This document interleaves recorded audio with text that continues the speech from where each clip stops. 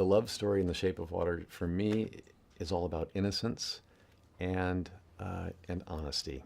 If there's an honesty that happens with no hidden agendas, no ill intentions, nothing but pure. It's purity between Eliza and the fish man that I get to play, and not a word spoken.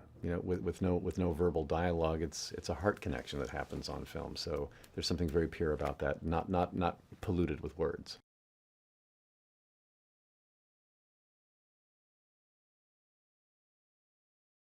Kind of like my reaction in the movie was, "Oh my God, this is so beautiful."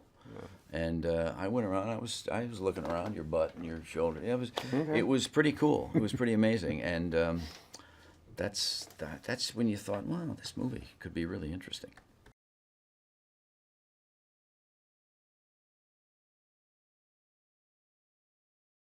Guillermo del Toro is known for his love of monster movies. Like it was the Universal classics that made him want to make movies in the first place, with Frankenstein, Dracula, The Mummy, King Kong, and of course The Creature from the Black Lagoon. So him putting he's said before that I'll always have a monster on my call sheets. So to put a monster or a creature that's other than human in his movies is a signature. But he gives those monsters human characteristics and human issues to work through, which offers us an escape.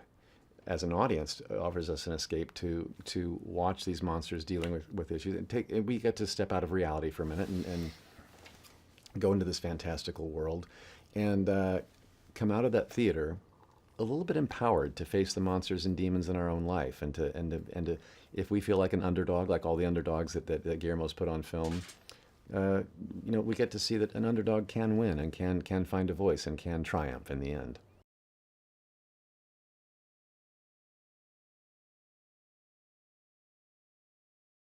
He also saw humanity in all of these creatures that he loved from when he was a child, and that's what he's put into his versions of these folks. I mean, he made the audience understand that they have an intellect and they have a heart, and he did it without using words and without having them become a person.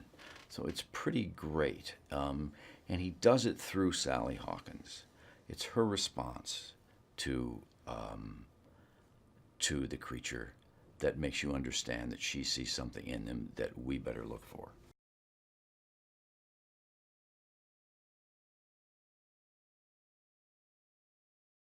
I thought I knew what this movie was going to be, and I had no idea.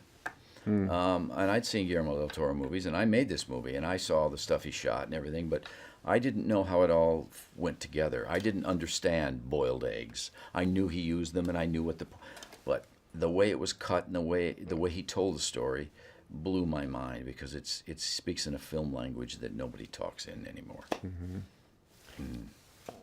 I think I was surprised with the musical movie that we made without realizing it was a musical while we were making it. Perhaps, and of course there was a dance number in it for Sally and I that took us off to a fantastical fantasy moment. But the rest of the movie had so anyone could break out into song and dance at any time. I guess I wasn't a part of that talk and that ideology going into it. But the soundtrack that came with it as well, and the way the movie was cut together, it had a very foreign film, like a French film feeling to it, which I love. I love that kind of art, and so that was a bit of a happy surprise for me.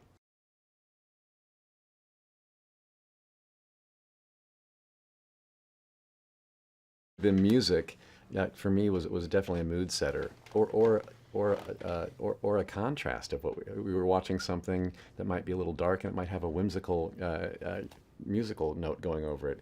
So it kind of like might take your emotions and confuse them for a minute before you find resolve. It was a beautiful way of helping push story along, I thought.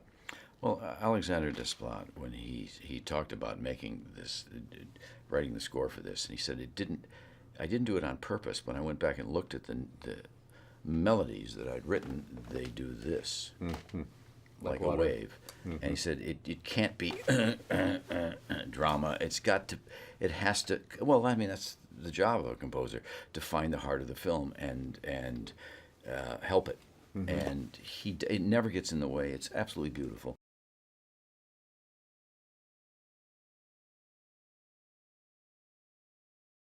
Love and loneliness is forever. You know, cycles. We're trying to break loneliness to find love. I mean, there's nothing really new about anything. It's just how you tell the story, and you know, I think people can relate. I know they can to these invisible folks. All of us at some point in our lives have felt like the monster that didn't fit in. And is there love potential for us? That's a timeless theme, whether it was the 1960s or it's 2017, I think.